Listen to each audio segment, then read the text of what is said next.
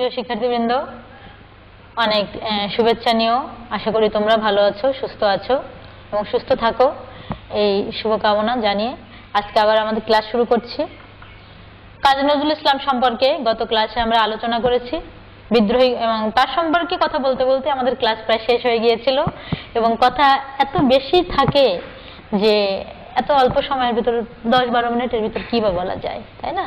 তারপরে আজকে আমরা আরেকটু দেখি যে কাজী নজরুল ইসলামের বিদ্রোহী কবিতা নিয়ে কথা বলতে গিয়ে আমরা বলেছিলাম, অল্প একটু পড়েছিলাম, সেখানে বলা হচ্ছে যে নিজেকে তিনি মানে এমন একটা পর্যায়ে উপস্থাপিত করছেন যে তাকে দেখে হিমালয়ের পর্যন্ত নত হয়ে যায়, বলবীর চির উন্নত মমশির। এইভাবে কবিতাটার শুরু হলো। অনেক দীর্ঘ একটা কবিতা, মানে পৌরাণিক শব্দ ব্যবহার করছেন প্রচুর পরিমাণে। তোমরা বইয়ের শেষে, গত ক্লাসে আমি বলতে ভুলেছিলাম, বইয়ের শেষে দেখবে যে টিকা দেওয়া আছে এবং বেশিরভাগ, সবগুলো নাই কিন্তু বেশিরভাগ শব্দের টিকা দেওয়া আছে, শব্দার্থ বা টিকা। ওগুলো কিন্তু পড়তেই হবে, না পড়লে তোমরা পুরাণ বুঝবে না। এখানে পৌরাণিক অনেক চরিত্রের নাম আসছে যাদের সাথে কাজী নজরুল ইসলাম নিজের তুলনা করছেন। নামগুলো আসছে কেন, তার কারণ তারা, যাদের নামগুলো এখানে এসেছে, তারা প্রত্যেকেই কিন্তু তার মতো অন্যায়ের বিরুদ্ধে প্রতিবাদকারী ছিলেন, তার মতো বিদ্রোহী ছিলেন। বুঝতে পারছো? এই কারণে তিনি এই নামগুলো ব্যবহার করছেন। তোমরা কখনো বিভ্রান্ত হয়েও না এটা দেখে যে তিনি কোথাও কোথাও নিজেকে যে বলছেন না, আমি সাইক্লোন, আমি ধ্বংস, আমি নৃশংস। এগুলো কেন বলছি? এগুলো বলার কারণ কিন্তু প্রত্যেকটা অর্থ কিন্তু ইতিবাচক অর্থে ব্যবহার করা হচ্ছে। বুঝতে পারছো? এখানে কিন্তু নেতিবাচক দৃষ্টিভঙ্গি দিয়ে তোমাদের এই কবিতা পড়লে চলবে না। এর অর্থ হলো তিনি অন্যায়ের কাছে, তিনি এইগুলো ন্যায়ের কাছে নয়, সত্যের কাছে নয়, সুন্দরের কাছে নয়। বুঝতে পারছো? এটা এই বিষয়টা মাথায় রেখে তোমাদের বিদ্রোহী কবিতা পড়া শুরু করতে হবে। দেখো, এই কবিতায় আমরা যে বিষয়গুলো পাবো, অল্প একটু পড়েছিলাম, তোমরাও পড়েছো, আশা করি অনেকে কবিতা পড়ে ফেলেছো। যে বিষয়গুলো আমরা এখানে পাবো, অন্যায়ের প্রতিবাদ। প্রথম কথা যে প্রত্যেকটা লাইনে লাইনে, প্রত্যেকটা স্তবকে, পংক্তিতে, শব্দে অন্যায়ের প্রতিবাদ আছে। পৌরাণিক এবং ঐতিহাসিক বীর ও প্রতিবাদী চরিত্রগুলোর সাথে নিজেকে একাত্ম করা। তিনি নিজে তো সরাসরি আর ইংরেজের বিরুদ্ধে কিছু করতে পারছেন না। সমাজের যে বৈষম্য, শুধু ইংরেজ নয়, তখনকার সমাজটা এরকম ছিল যে উচ্চ বর্ণের মানুষ যারা, সম্ভ্রান্ত যারা, তারা নিচ্চ বর্ণের মানুষদের খুবই খারাপ চোখে দেখতো, বা পুরুষতান্ত্রিক সমাজ, তারা নারীদের মর্যাদা দিত না, মূল্যায়ন করতো না। এই বিষয়গুলো কাজী নজরুল ইসলাম সবকিছু দূর করতে চেয়েছিলেন। সেইখানেই তিনি বিদ্রোহী। এইসব জায়গায় তিনি বিদ্রোহী। তিনি এই কারণে পৌরাণিক যে চরিত্রগুলো বা ঐতিহাসিক যে বীর চরিত্রগুলো, এইগুলোকে তিনি এখানে এনেছেন এবং তাদের সাথে নিজেকে মিলিয়ে মিলিয়ে তিনি কবিতাটি লিখেছেন, একাত্ম করে ফেলেছেন। এবং আরেকটা বিষয় এখানে দেখবো যে তিনি প্রচন্ড মানবতাবাদী এবং প্রেমিক। তিনি কবি তো, এবং আমরা জানি কাজী নজরুল ইসলাম কিন্তু ওই যে তিনি একই জায়গায় দুটি বিষয়ের সমন্বয় করেছেন। একদিকে তিনি যেমন প্রতিবাদী, তিনি যেমন বিদ্রোহী, ঠিক তেমনি তিনি কোমল হৃদয়, প্রচন্ড একজন প্রেমিক মানুষ, কোমল হৃদয় মানুষ। তার গানগুলো শুনলে আমরা বুঝতে পারবো তার ভিতরে এই দুটো দিকের কেমন চমৎকার সমন্বয় ঘটেছে। তাহলে তাকে দেখি আমরা মানবতাবাদী এবং প্রেমিক হিসেবে, প্রেমের কথা তিনি বারবার বলছেন। দেখো, এখানে একটা কথা যে কঠিন পাহাড়ের বুক ছিঁড়ে, তাই না? কাজী নজরুল ইসলামের চরিত্রটা কেমন? পাহাড় তো অনেক কঠিন হয়, সেই পাহাড়ের বুক চিরে অনেক সময় কোমল ফুল যখন ফোটে, পাহাড়ি ফুলগুলো তো অনেক কোমল হয়, সুন্দর হয়ও। সেই যে চমৎকার যে কঠিন পাহাড়ের বুক চিরে যেমন ফুটে ওঠা কোমল কোন পুষ্পের মতো আমরা এখানে দেখি ধরিত্রী মাতার এক কোমল হৃদয় বিদ্রোহী সুতোকে। কবিতাটা পড়ার আগে খেয়াল রাখতে হবে, তিনি বারবার বলছেন আমি বিদ্রোহী সুতো বিশ্ব ধরিত্রীর। তিনি নিজেকে বিদ্রোহী বলছেন, এই পৃথিবীর বিদ্রোহী সুতো অর্থাৎ পুত্র, বিদ্রোহী সন্তান হিসেবে তিনি অভিহিত করছেন। কিন্তু তার হৃদয় প্রচন্ড কোমল হৃদয়। তিনি চেয়েছেন অনাচার দূর করতে, অত্যাচার দূর করতে, এই কারণে তিনি বিদ্রোহী হয়ে উঠেছেন। বুঝতে পারছো? আগে যতটুকু পড়া হয়েছিল তারপরে আমরা একটু পড়ে যাই কবিতাটা আজকে। দেখো, এই যে শব্দগুলো এখানে ব্যবহার করছি খেয়াল করে পড়তে হবে যে আমি দিয়ে কিছুটা ফাঁকা থাকলো, তারপর দেখেছো, তারপর মানি না গো কোনো আইন, একটা ছন্দ আছে কবিতাটা পাঠ করার সময়, তোমরা পড়তে গেলে বুঝতে পারবে। আমি মানি না গো কোনো আইন, আমি ভরা তরি করি ভরা ডুবি, আমি টর্পেডো, আমি ভীম ভাসমান মাইন। কোন আইন মানি না? অন্যায় আইন আমি মানি না এবং ভরাতরি ভরাডুবি করি। কাদের ভরাতরি? অন্যায়ের ভরাতরিকে আমি ভরাডুবি করে দিতে পারি। তাই বলছে আমি টর্পেডো, আমি ভীম, আমি ভাসমান মাইন। হ্যাঁ, নিজেকে তিনি সাথে এগুলোর সাথে তুলনা করছে। আমি ধৈর্যটি, আমি এলোকেশে ঝড় অকাল বৈশাখীর, আমি বিদ্রোহী সুত বিশ্বধরিত্রী। ধৈর্যটি শিবের কথা বলছে, যে ধৈর্যটা শিবের এক নাম। পৌরাণিক চরিত্র আছে অনেক, তোমাদের এগুলো খেয়াল করতে হবে। আমি এলোকেশে ঝড় অকাল বৈশাখী, মানে অকাল বৈশাখী, বৈশাখ মাস ছাড়াও অন্যান্য সময় যেমন ঝড় আসলে সবকিছু উলট পালট করে দেয়। হ্যাঁ, এই বিষয়টা বলছে, কাল বৈশাখী না, তিনি বলছেন যে অকাল বৈশাখীর। বুঝতে পারছো?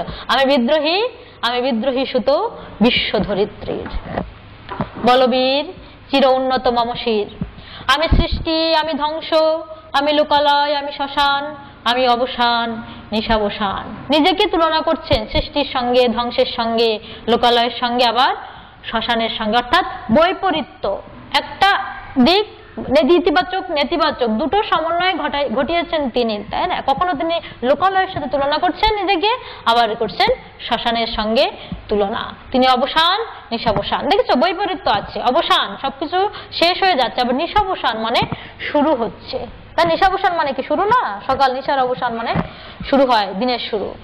আমি ইন্দ্রাণী সুত, হাতে চাঁদ, ঢালে সূর্য, মম এক হাতে বাঁকা বাঁশের বাঁশরি, আর হাতে রণতুর্য। চমৎকার কথা। তিনি ইন্দ্রাণী সুত, এটা পৌরাণিক। ইন্দ্রাণী, ইন্দ্রপুত্র জয়ন্তর সাথে নিজেকে তুলনা করছে, বইতে আছে, দেখে নিও। হাতে চাঁদ, ভালে সূর্য, মানে এমন একজন মানুষ, অপ্রতিরোধ্য একজন মানুষ, যার এক হাতে চাঁদ থাকে, কপালে সূর্য থাকে। হ্যাঁ, এরকম। মম এক হাতে বাঁকা বাঁশের বাঁশরি, আর হাতে রণতুর্য, মানে এখানে কার সাথে তুলনা করছে? কার হাতে বাঁশের বাঁশরি থাকে? কৃষ্ণের হাতে। এবং কৃষ্ণ হচ্ছে সবচেয়ে বড় প্রেমিক, তাই তো? কাজী নজরুল ইসলাম নিজেকে বলছেন, আমি তেমনি এক প্রেমিক, আবার আমার আর এক হাতে থাকে রণতুর্য, মানে যুদ্ধের ঘোষণা করি। আমি যেমন একদিকে মানুষকে ভালোবাসতে পারি, আবার আমি সবকিছু অন্যায়কে ধ্বংস করে দিতে পারি, যুদ্ধ করে বিধ্বংস ঘটাতে পারি। আমি বেদুইন, আমি চেঙ্গিস, আমি আপনারে ছাড়া করি না কাহারে কুর্নিশ। এই যে বেদুইন জাতি, সেই মানে মরুভূমির জাতি, যারা ওই আরব দেশের, হ্যাঁ, সেখানকার মধ্যপ্রাচ্যের মরুভূমির বেদুইন যারা, যাযাবর জাতি, তাদের সাথে তুলনা করছে। ঘর বাড়ি নাই, ঘুরে বেড়ায়। চেঙ্গিস খান, এই যে একটা ঐতিহাসিক চরিত্র এখানে চলে আসলো, তাই না? বীর ছিলেন এবং রাজ্য আক্রমণ করে তিনি দখল করতেন। চেঙ্গিস খানের কথা আমরা সবাই জানি। তাই বলছেন, তেমন দুর্বিনীত ছিলেন যে আমি আপনারে ছাড়া করি না কাহারে কুর্নিশ, কারোর কাছে আমি মাথা নত করি না। কারোর কাছে বলতে কিন্তু এখানে অন্যায়ের কাছে, হ্যাঁ, বুঝতে পারছো? ভালোর কাছে নয়, মন্দের কাছে আমি মাথা নত করি না। আমি বজ্র, আমি ঈশানে বিশানে ওঙ্কার, আমি ইসরাফিলের সিঙ্গার মহা হুঙ্কার। হ্যাঁ, বজ্র কি? একদম অপ্রতিরোধ্য, বজ্রপাত হলে সব শেষ। আমি ঈশান বিশানে ওঙ্কার, আমি ইসরাফিলের সিঙ্গা কখন বেজে ওঠে?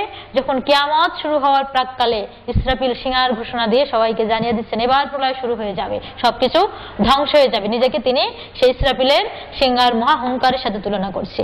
আমি পিনাক পানির ডমরু ত্রিশূল, ধর্মরাজের দণ্ড, আমি চক্র মহাশঙ্খ, আমি প্রণবনাথ প্রচণ্ড। পিনাক পানি মানে শিব, শিবের হাতে থাকে ডমরু আর ত্রিশূল। একদিকে তিনি ডমরু বাজান আর ত্রিশূল দিয়ে সবকিছু ধ্বংস করেন, কারণ শিব হচ্ছেন ধ্বংসের দেবতা, সবকিছু ধ্বংস করেন তিনি। আবার তিনি নিজেকে সেই পিনাক পানি শিবের সাথে তুলনা করছেন। আবার তিনি ধর্মরাজের দণ্ড, যমরাজ, যম যিনি, সেই ধর্মরাজের ন্যায় দণ্ড তিনি। এটাই বলছেন যে আমি অন্যায়কে সহ্য করি না, আমি ন্যায়ের দণ্ড ধারণ করে আছি। আমি চক্র মহাশঙ্খ, বিষ্ণুর চক্র এবং শঙ্খের কথা বলছেন। আমি প্রণবনাথ প্রচণ্ড, ওঙ্কার ধ্বনি, প্রণবনাথ প্রচণ্ড, সেই পৃথিবীর প্রথম শব্দ যে ওঙ্কার, সেই ওঙ্কারের সাথে তিনি নিজেকে তুলনা করছেন। আমি ক্ষেপা দুর্বাসা, বিশ্বামিত্র শিষ্য, আমি দাবানল দাহন করিব বিশ্ব। ক্ষেপা দুর্বাসা মুনি প্রচন্ড রাগী, হ্যাঁ, এবং সামান্য কারণে তিনি রেগে যেতেন, রেগে গিয়ে মানুষকে অভিশাপ দিতেন। সেই দুর্বাসার সাথে তিনি নিজেকে তুলনা করছে। এবং বিশ্বামিত্র, যিনি ক্ষত্রিয় হয়েও নিজ যোগ্যতা বলে ব্রাহ্মণত্ব অর্জন করেছিলেন, সেই বিশ্বামিত্র মুনির শিষ্য হিসেবে নিজেকে তিনি উপস্থাপন করছেন। আমি দাবানল দাহন করিব বিশ্ব, আমি দাবানল, যখন আমি জ্বলে উঠবো এই পৃথিবীকে আমি দগ্ধ করে ছাড়বো। আমি উন্মনমান উদাসীর, আমি বিধবার বুকে ক্রন্দন শ্বাস, হাহুতাশ আমি হুতাশীর। এবার দেখো আস্তে আস্তে নেমে গেলেন, এতক্ষণ প্রচন্ড বিক্রমে কথা বলছিলেন, আস্তে আস্তে ওখান থেকে নেমে একটা সমান পর্যায়ে চলে আসছেন এবং এখানে বলছেন যে আমি উন্মনমন উদাসীর। এবার নিজেকে দুঃখের সাথে মিলিয়ে দিচ্ছেন, আমি বিধবার বুকে হাহুতাশ, বিধবার বুকে ক্রন্দন শ্বাস, হাহুতাশ আমি হতাশীর। দুঃখময় যারা মানুষ, সমাজের যারা পীড়িত, অত্যাচারিত বা যাদের কেউ নাই, বিধবা, নিঃস্ব নিঃসহায় মানুষ, তাদের সাথে নিজেকে তিনি এবার মিলিয়ে দিলেন। আমি বঞ্চিত ব্যথা, পথবাসী চির, পথহারা যত পথিকের, আমি অবমানিতের মরম বেদনা, বিষ জ্বালা প্রিয় লাঞ্ছিত বুকে গতি ফের। কাদের সাথে এবার নিজেকে মিলাচ্ছেন? পথহারা, পথিক, তারপরে যারা বঞ্চিত, যারা অপমানিত, তাদের যারা লাঞ্ছিত, তাদের সাথে তিনি নিজেকে একাত্ম করছেন। বুঝতে পারছেন, নজরুল সব জায়গায় আছেন। তারপরে দেখো, আমি উত্তর বায়ু মলয় অনিল, উদাস পুরবী হাওয়া, আমি পথিক কবির গভীর রাগিনী, বেনু বিনে গান গাওয়া। এইবার একটু তার ভিতরে যে তার যে প্রেমিক সত্তা, সেই সত্তার কিন্তু এখানে উপস্থাপন ঘটছে। এবার একেবারে সেই উপরের সেই বিদ্রোহ থেকে কিন্তু নেমে আসলেন একদম একটা সহনশীল পর্যায়ে, তাই না? এখানে পথিক কবির গভীর রাগিনী, বেনু বিনে গান গাওয়া, তার ভিতরে প্রেমিক সত্তার এবার স্ফুরণ ঘটছে। হ্যাঁ, আমি আকুল নিধাগ তিয়াসা, আমি রৌদ্র রুদ্র রবি, আমি মরু নির্ঝর ঝড়, আমি শ্যামলিমা ছায়া ছবি। দেখো এই কবিতা আমি বলেছি প্রথমে যে অনেক কিছু বাদ গেছে, কিছুটা তুলে দিয়েছে, আবার সেখান থেকে কিছুটা বাদ দিয়ে আবার তুলেছে। এই জন্য কিছু কিছু জায়গায় কবিতাটা পড়তে, তোমরা পারলে মূল কবিতাটা পড়ে নিও, যে একদম যেখানে লেখা আছে সুন্দর করে একদম সবটুকু সেটা একটু পড়ে নিয়ে দেখবি কি চমৎকার ভাবে তিনি বলছেন। এখানেও গুরুত্বপূর্ণ অংশগুলো আছে, আবার কিছু কিছু তোমাদের জন্য, মানে তোমাদের যেটা একটু হতে পারে এই কারণে সেটা বাদ দিয়েছে। আমি অরফিয়াসের বাঁশরি, মহা সিন্ধু উতলা, ঘুম ঘুম ঘুম চুমু দিয়ে করি নিখিলি বিশ্বে নির্ঝম, মম বাঁশরীর তানে পাশরি, আমি শ্যামের হাতের বাঁশরি। তার প্রেমিক সত্তাটাকে তিনি উপস্থাপন করছেন, একই সাথে বিদ্রোহ। আবার দেখো এবার আবার নিজের বিদ্রোহী সত্তার স্ফুরণ ঘটছে। আমি রুষে উঠি যাবে ছুটি মহাকাশ ছাপিয়া, ভয়ে সপ্ত নরক হাবিয়া দোজক, নিভে যায় কাঁপিয়া, আমি বিদ্রোহবাহী নিখিল অখিল ব্যাপিয়া। এই যে মানে নিজেকে কি বলছেন, আমি যখনই জানো তোমরা একটা বুঝতে পারছো যে আমি যখন আমার ভিতরে যখন মানে বিদ্রোহী যে সত্তা আমার, সেটার যখন জাগরণ ঘটে, আমার ভয়, আমি যখন ছুটি, আমি যখন মানে রেগে উঠি, আমি যখন রুষ্ট হই, তখন এই মহাকাশ মানে বেপে আমি ঘুরে বেড়াতে পারি। হ্যাঁ, এবং আমার ভয়ে তখন সপ্ত নরক হাবিয়া দোজক সবকিছু নিভে যায়। মানে এই যে নরক তো সবচেয়ে ভয়ঙ্কর জায়গা, কিন্তু সেই ভয়ও আমাকে দেখে ভয় পায়। তাহলে আমি কেমন ভীতিকর হতে পারি? আমি বিদ্রোহবাহী নিখিল অখিল ব্যাপিয়া, মানে পুরো বিশ্ব ঘুরে ঘুরে আমি বিদ্রোহ বহন করি। বাতাস যেমন পুরো পৃথিবী ঘুরে বেড়ায়, গন্ধ বহন করে, আর আমি হলাম বিদ্রোহী ভাই, আমি সব জায়গায় ঘুরে বেড়াবো পুরো বিশ্ব, এবং সেখানে আমি বিদ্রোহ ছড়িয়ে বেড়াবো। আমি পরশুরামের কঠোর কুঠার, নিক্ষত্রিয় করিব বিশ্ব, আনিব শান্তি শান্ত উদার। পরশুরাম ভারতীয় পুরাণের একটা খুব গুরুত্বপূর্ণ ব্যক্তি। পরশুরাম, তার হাতে কঠোর কুঠার থাকতো এবং সেই কুঠার দিয়ে তিনি অজস্রবার এই পৃথিবীকে নিক্ষত্রিয় করেছেন। তিনি ব্রাহ্মণ ছিলেন, ব্রাহ্মণ হওয়া সত্ত্বেও তিনি যারা অত্যাচারী ক্ষত্রিয় রাজা ছিলেন, ওই কুঠার দিয়ে তাদের মুন্ডচ্ছেদ করে পৃথিবীতে আবার শান্তি এনেছিলেন। আমি হল বলরাম স্কন্ধে, আমি উপাড়ি ফেলিব অধীনী বিশ্ব, অবহেলে নব সৃষ্টির মহানন্দে। হল বলরাম, কৃষ্ণের বড় ভাই হলেন বলরাম, তার কাঁধে থাকতো সবসময় লাঙল, হল। হ্যাঁ, এই লাঙল হাতে করে তিনি বিশ্বের অন্যায় অত্যাচারকে উপড়ে ফেলে দেবে। বুঝতে পারছো? এই যে কি বল, সৃষ্টির মহানন্দে, অবহেলে নব সৃষ্টির মহানন্দে। মহাবিদ্রোহীর অনক্লান্ত, আমি সেই দিন হব শান্ত। দাঁড়াও, এর আগে যে কথাটা, তাই না, খুব গুরুত্বপূর্ণ, যেটা তোমাদের বাদ দেওয়া হয়েছে, এবং বিদ্রোহী কবিতার সবচেয়ে বড় কথা জানো সেটা, যে একটা কথা তিনি বলেছিলেন, যার কারণে পরবর্তীতে কাজী নজরুল ইসলাম যখন বাকরুদ্ধ হয়ে গেলেন, তখন এদেশের মোল্লারা তারা কি বললেন জানো, কাজী নজরুল ইসলামের বিরুদ্ধে বিভিন্ন রকম ফতোয়া তো বারবার জারি করা হচ্ছে, তিনি এরকম করে লিখছেন, তিনি বলেছিলেন যে আমি বিদ্রোহী ভৃগু ভগবান বুকে একে দেই পদচিহ্ন, আমি খেয়ালি বিধির বক্ষ করিব ভিন্ন। বুঝতে পারছো যে ভগবানের বুকে লাথি মারার সাহস একমাত্র নজরুলের ছিল, বিদ্রোহী তিনি এতটা। বুঝতে পারছো এই কথা? এটা কিন্তু তোমাদের বাদ দিয়ে দিয়েছে, আমি তোমাদের বলে দিলাম, তোমরা পড়লে বুঝতে পারবে যে ভগবানের বুকে লাথি মারতে চেয়েছে এবং এই কাজ কাজী নজরুল ইসলাম করে। এই কারণে উনি যখন বাকরুদ্ধ হয়ে গেলেন, দেশের মোল্লারা বলছে যে বাকরুদ্ধ হবে না, ভগবানের বুকে লাথি মারতে চেয়েছে। বুঝতে পারছো বিষয়টা? তিনি এই কথাটা যে ভৃগুমুনি তিনি ভগবানের বুকে লাথি পদাঘাত করেছিলেন, কাজী নজরুল ইসলাম নিজেকে। এর অর্থ হলো যে এই যে ভগবান বলতে তো ইংরেজ আমলে ইংরেজরা তাদের বুকে লাথি মারার কথা বলেছেন, এখন তাদের বুকে সরাসরি তো লাথি মারার কথা বলা যায় না, এই জন্য তিনি ভৃগুর রূপকে বলছেন যে আমি ভগবান বুকে একে দিই পদ চিহ্ন। যাই হোক, কবিতা শেষের দিকে দেখো আমরা চলে এসেছি।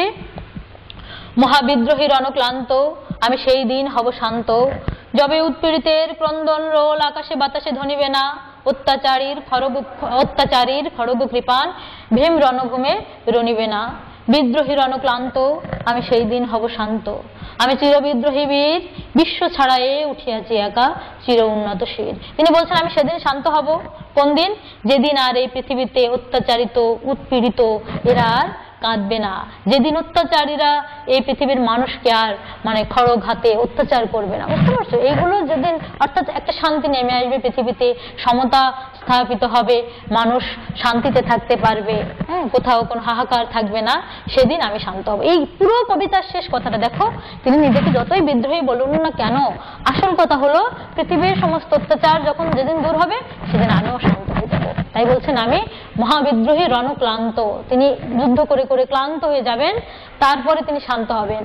তার আগে শান্ত হবে না যতদিন না পর্যন্ত তিনি অত্যাচারীদের দমন করতে না পারবেন, পৃথিবীতে সমতা আনতে না পারবেন, পৃথিবীতে অসাম্প্রদায়িকতা আনতে না পারবেন, ততদিন পর্যন্ত তিনি শান্ত হবেন না। এটাই এই জন্য বলছে যে আমি চিরবিদ্রোহী বীর বিশ্ব ছাড়াই উঠিয়াছি একা চির উন্নত শির। আমার শির উন্নত, আমি কোনোদিন অন্যায়ের সাথে আপোষ করব না, অন্যায়ের কাছে মাথা নত করব না, আমি সবসময় এই উন্নত শির থাকতে চাই।